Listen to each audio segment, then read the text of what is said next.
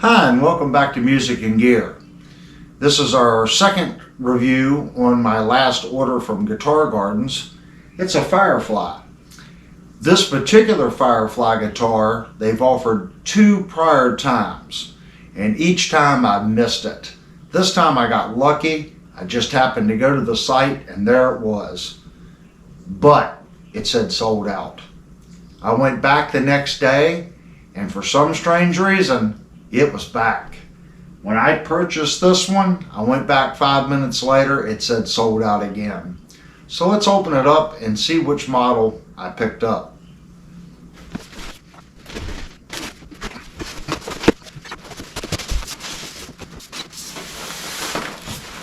And here we have the styrofoam sarcophagus, however you pronounce it. And again, it's taped in 3 spots down the side, 1 spot on the ends, and this side is 3 spots as well.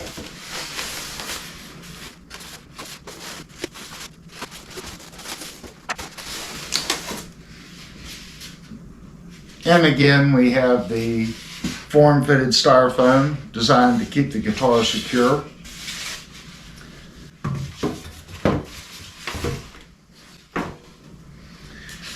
In this particular guitar, we're going to check the movement. And it's just like the last guitar we came in. It's about a 1/2 inch of play in the box. But this is a really good shipping method. I really do like the styrofoam encapsulation on shipping. It really does a good job.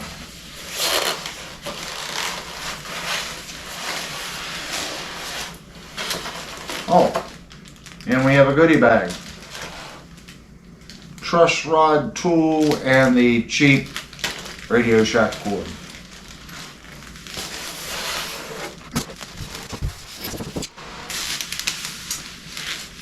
And of course on the top we have our rubber band like they normally do. And this is my favorite part, pulling the sheathing down and seeing the headstock for the first time. And this one has gold tuners.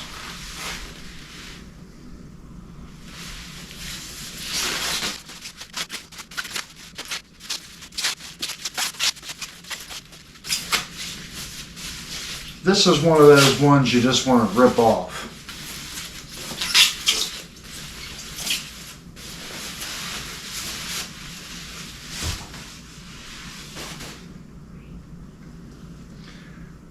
That is cool. And something I didn't expect, there's a multi-ply binding on the back.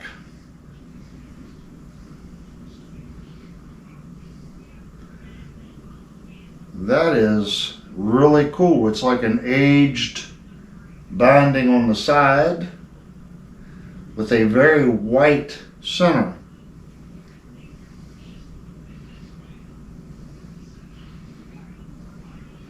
I'm liking the chrome, the gold hardware as well. That really pops on that white and black.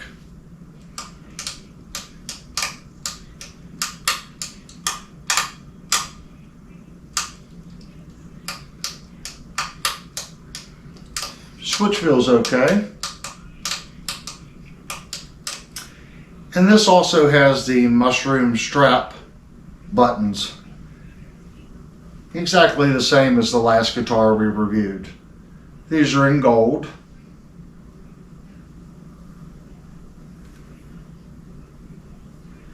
Looking at our neck to the body joint,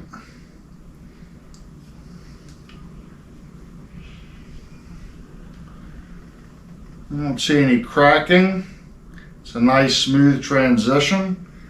The binding going up the neck here is even to the white finish on the back of the neck. We also have that antique binding around the headstock. That is really cool looking. And I like how they did that. The binding is mitered in here Sometimes this binding comes across and this piece stops. They've ran the binding of the neck all the way to here, and then they brought this in and mitered it into this piece. And it's done very well.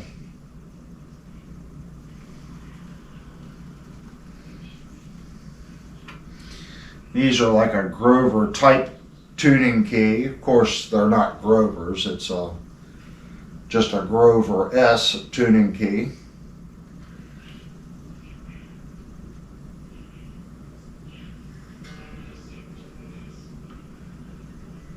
They feel smooth. We'll see how well they hold tune later.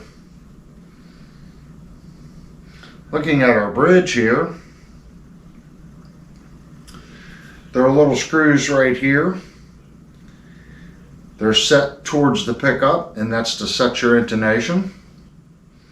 There's a height adjustment screws, and then the typical through rear bridge piece.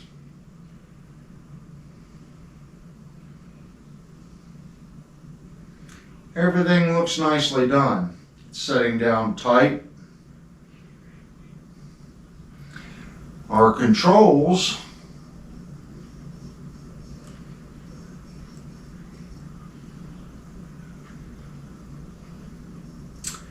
now, something I'm noticing, the volumes, these two are the volumes, are very smooth and they're almost friction free.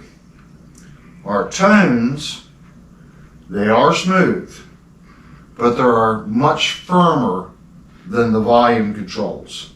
It takes more effort to turn the control knob, the potentiometer, but they're still very smooth.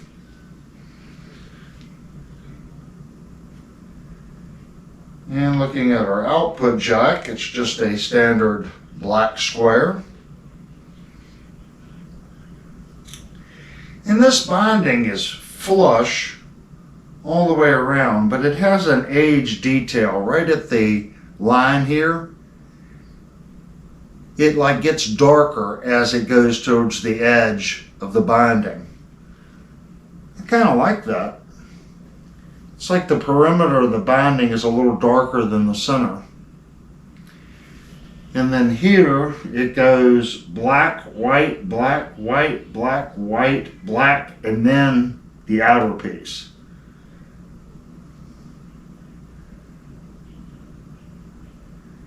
And it's done very well.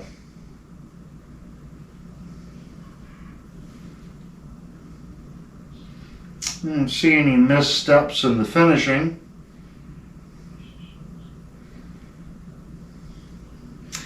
And this body has a nice domed scallop feel to it. The body ramps up, and it has the Epiphone doesn't do it. The Epiphone kind of comes off and then ramps. But if you look at the Gibson slopes in and then comes up. This is very Gibson-esque. I can feel it slope in and then ramp up to the top. Especially right here, I can really feel it. In other words, it's sloping down and then there's a slight kick up when it gets out here towards the edge.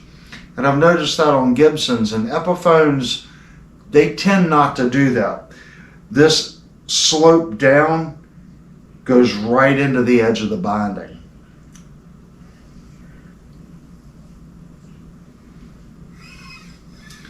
And this is a high gloss painted neck. And sometimes when you're playing on stage, the high gloss necks can get sticky. I'm not a big sweater unless I'm like directly in stage lights.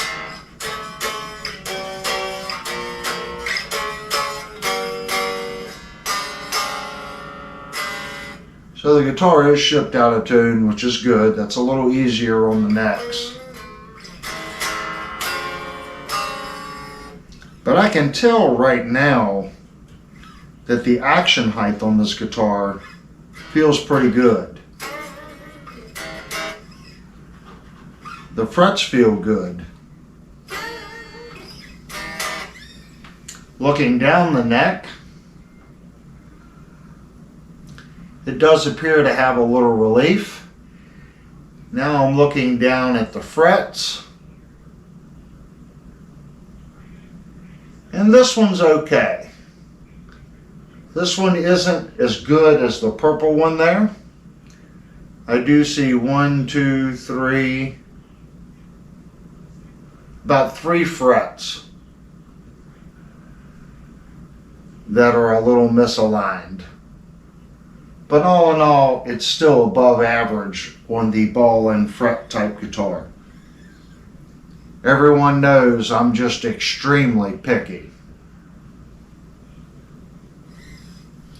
I like the detail on the headstock too. I like that ramp right here. The finish on the guitar is really good. Looking at it in the light, I'm looking for scratches or a line showing the pieces of the body. And I'm not seeing anything jumping out at me. The finish looks smooth and even. I don't see any orange peel effect, so it was nicely polished. Looking at the top, again, nicely polished. I'm not seeing an orange peel effect. And this particular guitar has the square inlays. This one has the trapezoid inlays.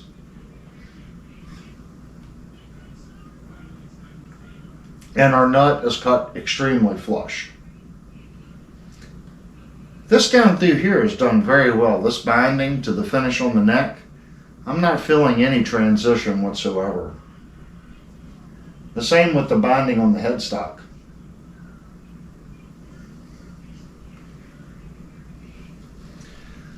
Alright, like we do most guitars on the channel, we're going to give this guitar the music and gear once over. Okay, I now have the meter plugged into the guitar. We're going to get some pickup readings. We are in the bridge position. Our volume and tones are all the way up. And in the bridge position, we're reading 19.77. Wow. In the center position, we're reading 12.97. And in the neck position, 20.19. I don't think I've ever seen a guitar read that in the neck position. I'm very curious to see what this guitar is going to sound like. Alright, I have now placed the guitar on our scale. The scale is on grams, and in grams we're reading 3,790 grams and 8.57 ounces. Now I've already checked this. Our radius gauges come in, the 15 is off a little bit. When I put the 15 on, I see just a little bit of a gap here in the center. Move the 15 up at the top.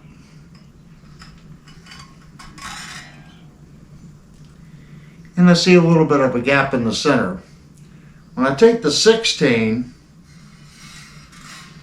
I put the 16 on, there's just a little bit of a crack in the center here. But when I move it up,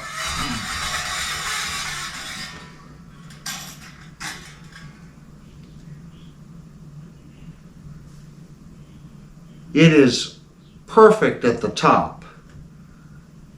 So it appears to be a 16-inch radius at the top and maybe just a little bit flatter, maybe 16.5 down at the bottom. That's what the gauge is reading. So we'll go by the gauge. I'm just going to call this a 16-inch radius neck. Okay, now we're going to check the straightness of the neck. Most Les Pauls are 24.75. I'm going to put the gauge on the neck. I'm going to check it.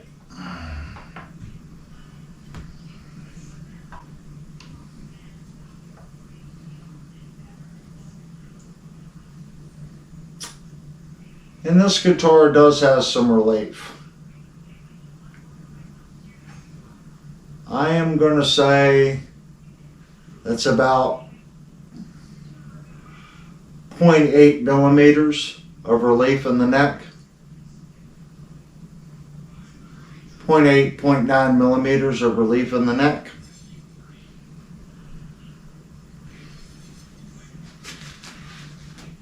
Now we're going to use our action gauge. We're going to check the string height the way it was sent to me from Guitar Gardens.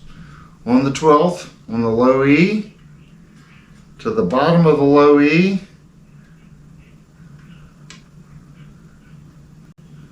we have 0.070.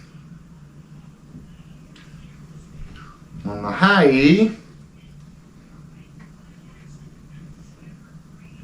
we have 0.060. That's a pretty typical setup. I would say 80% of the guitars we review come in around about those measurements.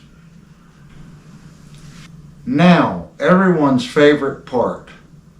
I'm going to go into squirrel mode and I'm going to go through here and I'm going to check all these frets.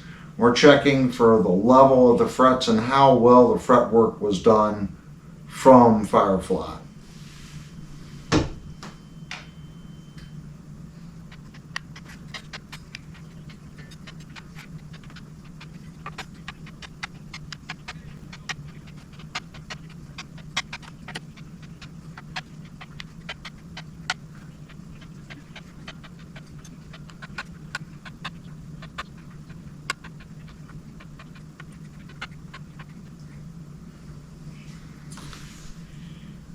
All I can say is wow. That's 2 in a row from Firefly with 0 high or low frets. That's amazing. Now let's look at the crowning on the frets. And basically what I'm looking for is I'm looking for the stripe on the top of the fret where it was leveled and then re-crowned. And I do see a small straight line on every fret.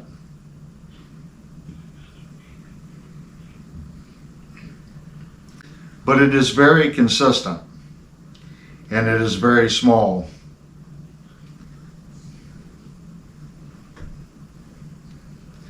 So the crowning on these frets is done extremely well. And of course, going down the fretboard with my fingers like this, they're ball end frets. So there's 0 sharp frets. The fret dressing and crowning and leveling on this guitar, again, is 100%.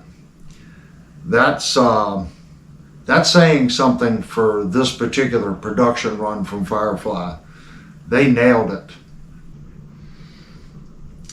Okay, it's time to get some measurements on this neck. We're going to start at the nut. I do have the strings loose here so we can get thicknesses. And at the nut we have 43 millimeters. At our 12th, we have 55 millimeters. And then at our very last fret,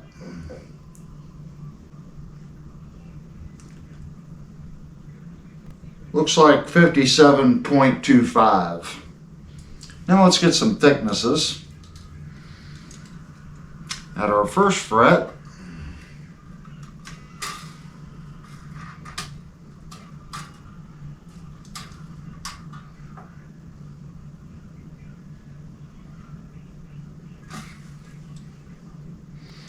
we have 23 millimeters.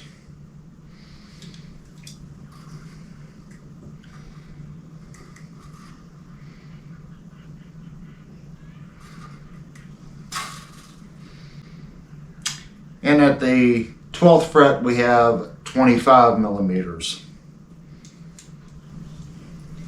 Okay, now it's time to look in the electronics cavities. Let's look at how well the routes were done, how well the solder joints are done, and what kind of pots and caps are actually in the guitar.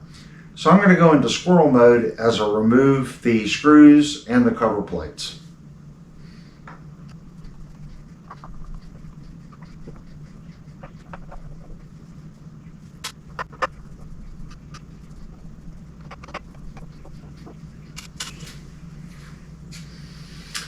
Okay, let's pop these covers off.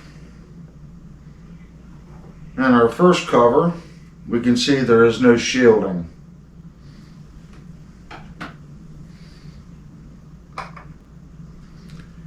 And our second cover is not shielded as well. Looking in here,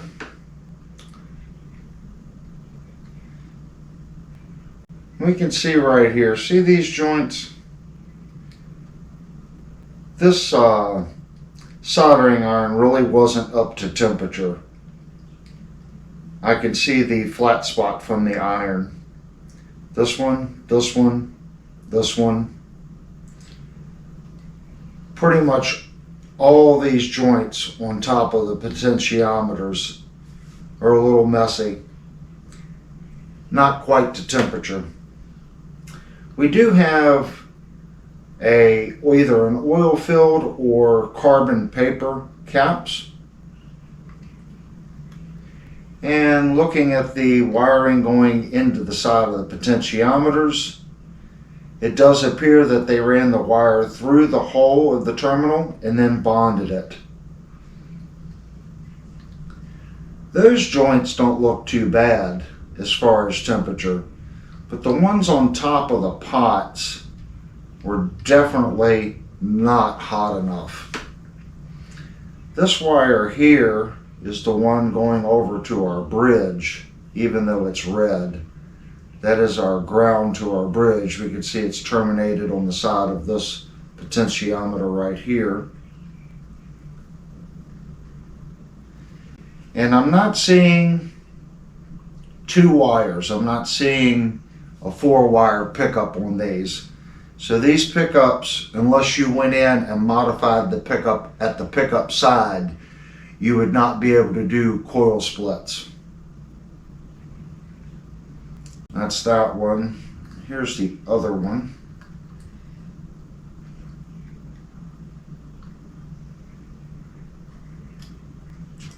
No, neither one of these pickups are set up to do coil splits.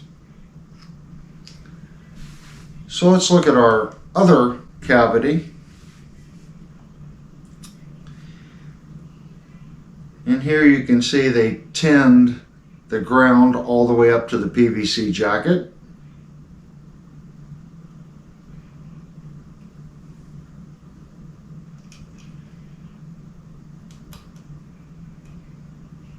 And we've got a little solder residue on that wire, but it seems to be okay. And they did run the wire through the holes of the terminals. So this side looks good. Not seeing any issues there.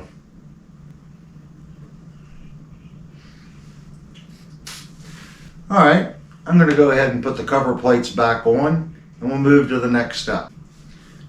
Okay, I'm going to go ahead and check the intonation on the guitar. And this is how I received it from Guitar Gardens. We're also going to check the first fretted note to see how well the nut was cut. There's our low E. Low E on the 12th. Open. Let's give that just a little bit of a tune.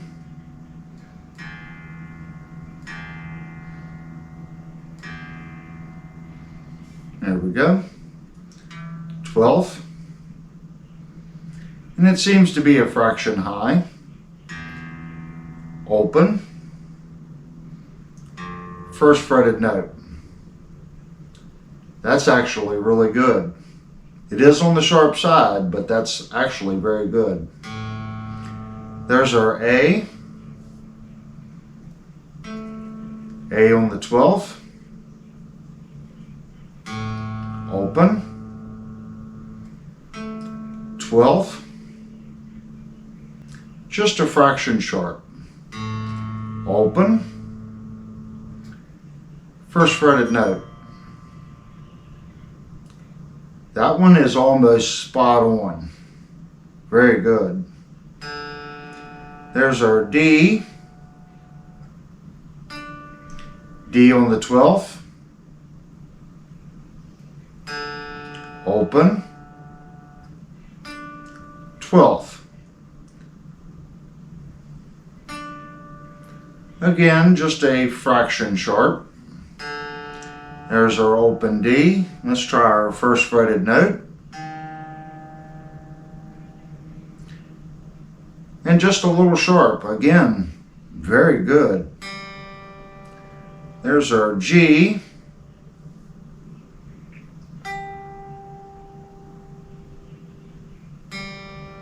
Open. 12th. And I'd say the G is a little sharp again. Open. First fretted note. Again, very close. There's our B. B on the 12th. Open. 12th. Again, just a fraction sharp. Open. First fretted note. Again, extremely close, just a fraction sharp. There's our high E.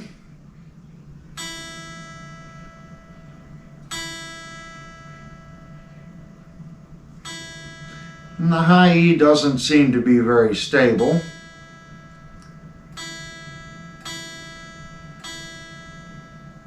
High E on the 12th.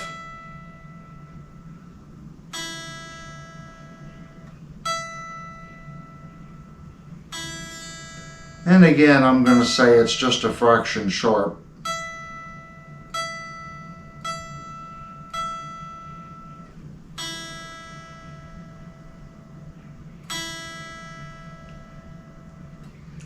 First fretted note. Again, extremely close.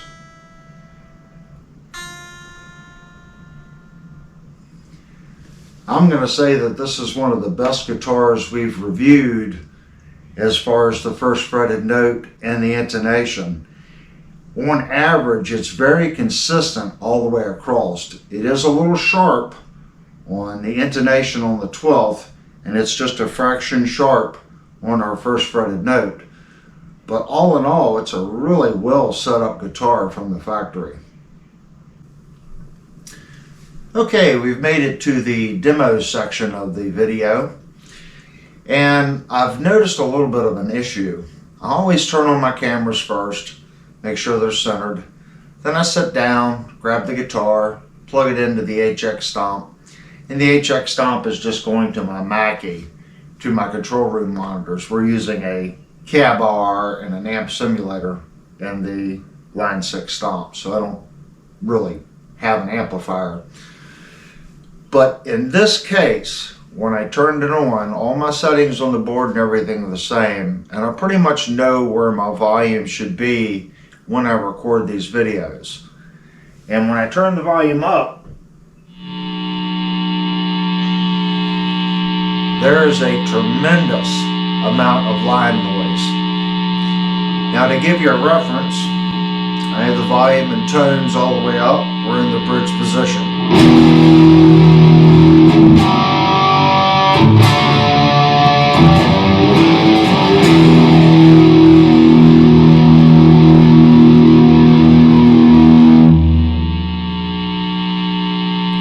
That's a lot of noise.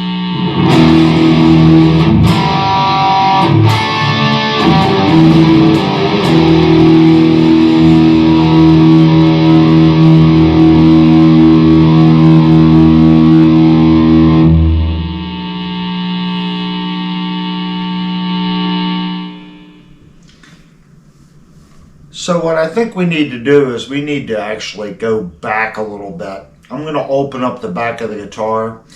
It kind of sounds like a grounding issue to me. Normally, when you put your hand on the strings, if it's a bridge issue, that'll go away.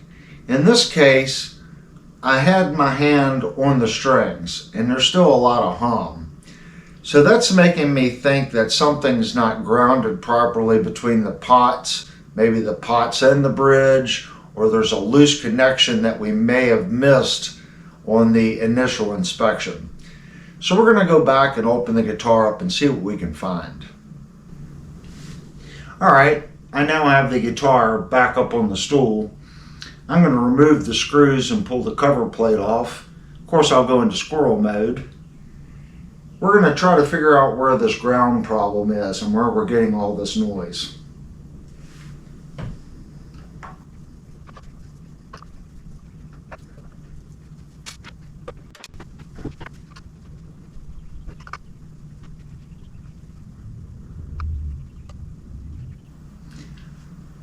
Okay, I have all the screws out of the jack and the back plate. So now what we want to do is we want to recreate the problem that we were having. So I'm going to turn the volume up on the line 6.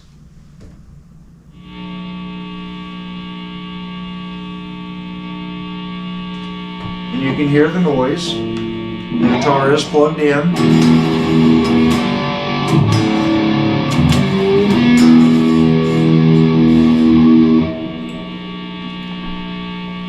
So let's do some tinkering. I have a set of jumpers here with a bunch of different alligator clips on it. We are going to ground on the jack. Then we're going to go in here and terminate one of these to the tones and volumes and see if we hear a difference. First, let's go to the tone. Nothing. Nothing. Let's go over to our volume pot. That made a big difference. Off. Touching the volume pot. Not on the volume pot. So there's a definite ground problem between the jack and the volume. But we still have quite a bit of noise. If we go over here, this red wire right here goes over to our bridge. If I try to connect to that, it's really not making a difference. So let's double check our connection to the actual bridge itself. Make sure our pieces are still making contact there. And you can hear the noise in the amp. And that's it.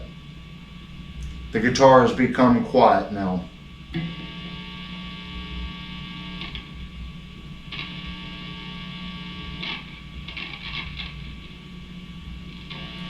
So I'm going to terminate that like that. I'm going to put 2 of them on there just in case it moves around. And you can hear the guitar is completely quiet.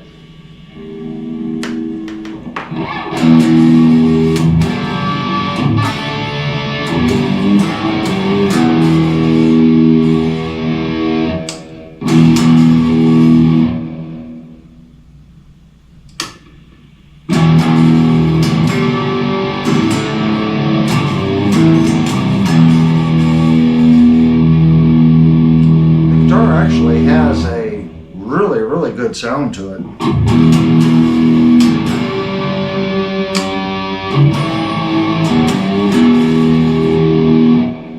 It's mean sounding.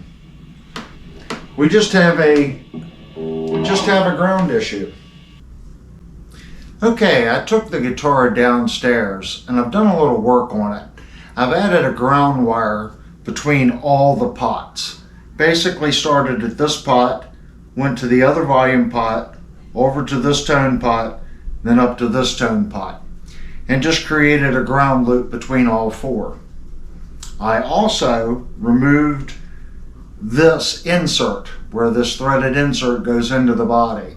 That's where the factory did their grounding to the bridge. I took a file and filed a flat spot in the insert. Then I actually soldered the wire directly to the insert and then reinstalled it. Now you can hear the guitar is completely quiet now. Now, since our volume and tones are all the way up, I want to let everyone know last time when we were testing it, there was a noise gate in the system. And the guitar was so loud that it couldn't distinguish between me playing a note and the noise the guitar was creating. The noise gate is still engaged. So I want to be completely open and honest. I'm going to turn off the noise gate. And that is our line noise with no gate.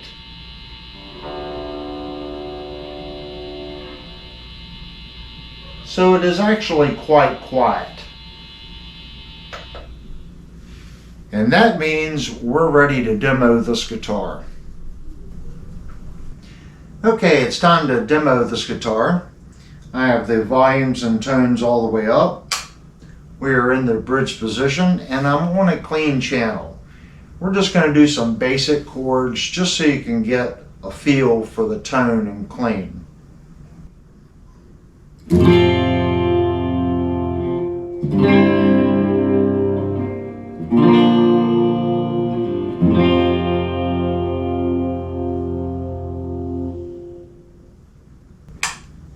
Center position.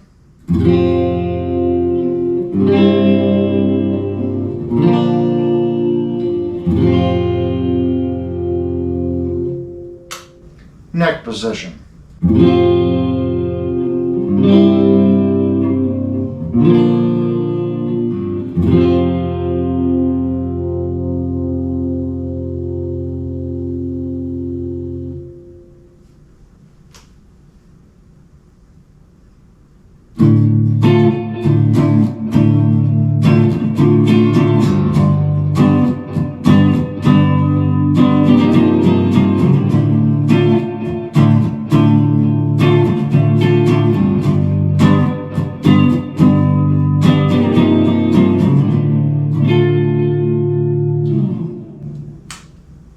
Center position.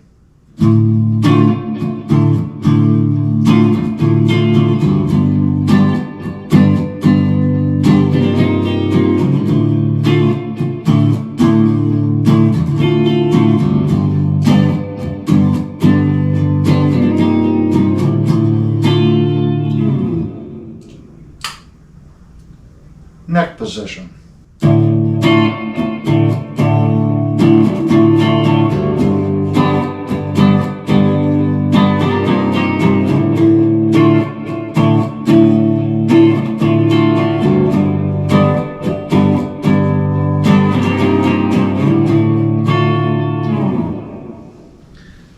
Okay, I've switched over the line 6 stomp to the crunchy channel, and we're just going to start out again in our bridge position. Volume and tones are all the way up.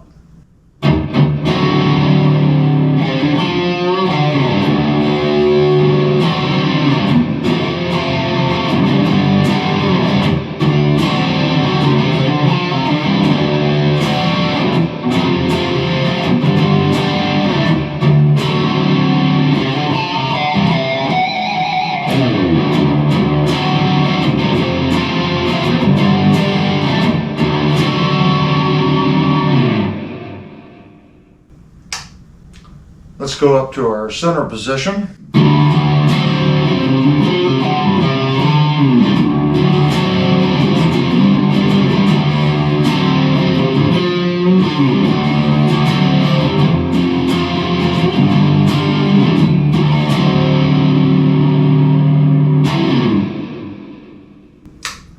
Up to our neck position.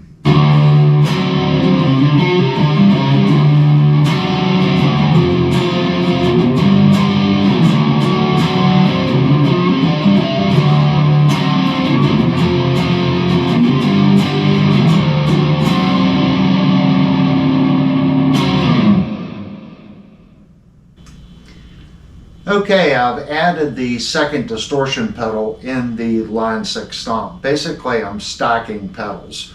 So what you heard last time was a tube overdrive.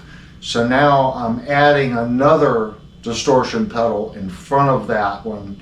So it's acting as a boost into the tube overdrive. And we get something like this.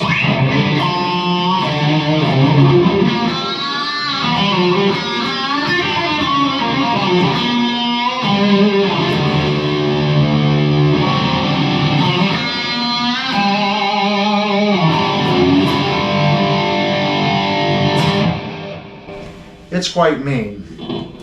So now we're just going to do some puttering around and see what this thing sounds like on a high gain setting.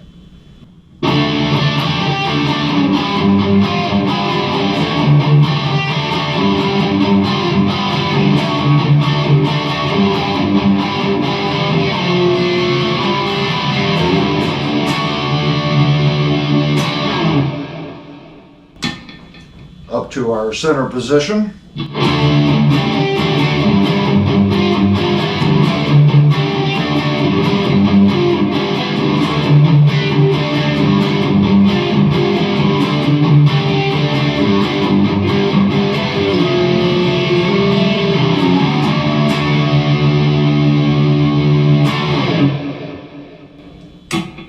Up to our neck position.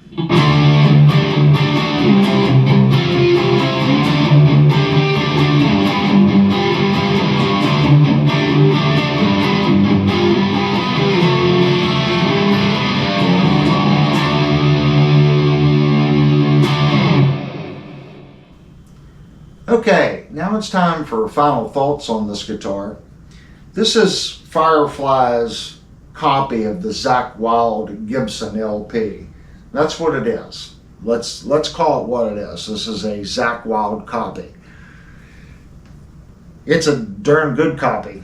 It plays very, very nice. The fretwork on the guitar is done very, very well.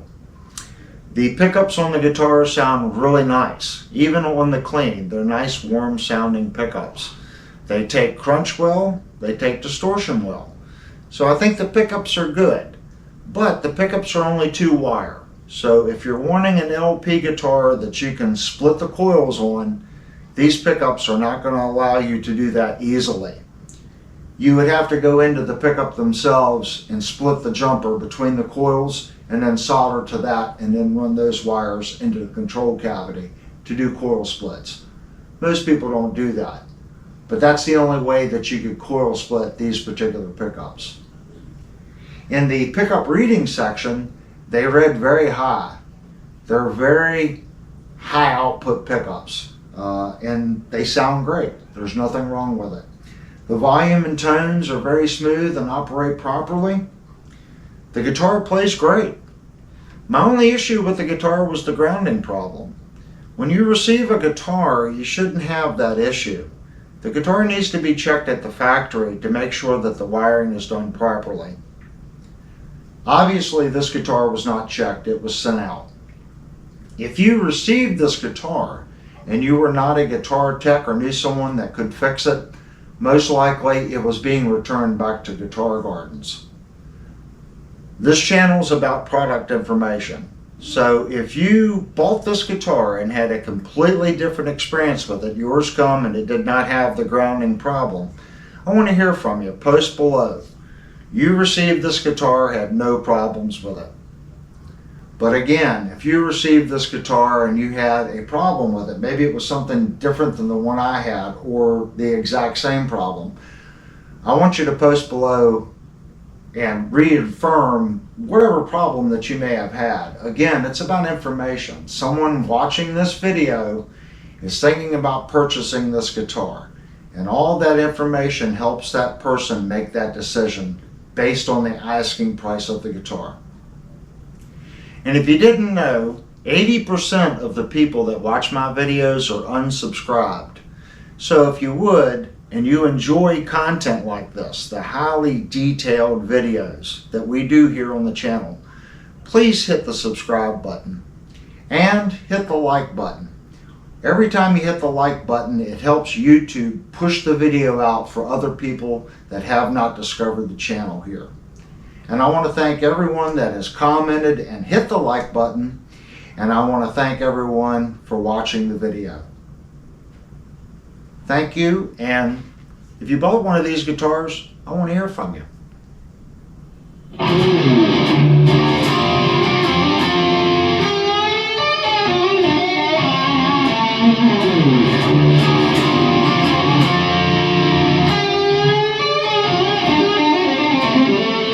Mm-hmm.